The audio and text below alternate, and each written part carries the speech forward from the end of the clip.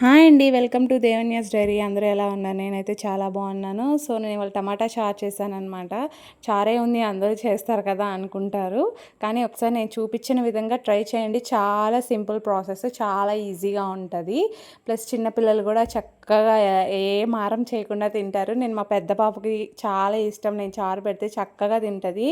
So, నేను ఇక్కడ చూపించిన విధంగా టమాటాలు వాష్ చేసి అందులో కొంచెం పసుపు, చింతపండు, కారం, ఉప్పు, కొత్తిమీర, కరివేపాకు అన్నీ వేసి 4 విజిల్స్ వచ్చిన తర్వాత కొంచెం స్మాష్ చేయండి ఇలాగా. అలాగే అందులో నేనైతే నెయ్యి వేసాను. మీరు ఆయిల్ కూడా వేసుకోవచ్చు. దాంట్లోనే వెల్లుల్లి, కరివేపాకు, ఆవాలు, జీలకర్ర, కొంచెం ఇంగువ కూడా వేసి తాలింపు వేసాననమాట. దీన్ని ఒక జల్లెడ తీసుకొని మంచిగా స్ట్రెయిన్ చేసి అందులో ఉన్న జ్యూస్ అంతా బాగా దిగాలి. వాటర్ పోసుకొని కూడా మంచిగా స్మాష్ చేస్తే మంచిగా వస్తుంది. దాంట్లో ఒకసారి తగినంత సాల్ట్ వేసుకొని కొంచెం చక్కెర వేసి ఒకసారి ట్రై చేయండి. చాలా బాగుంటుంది అనమాట. Thanks for watching.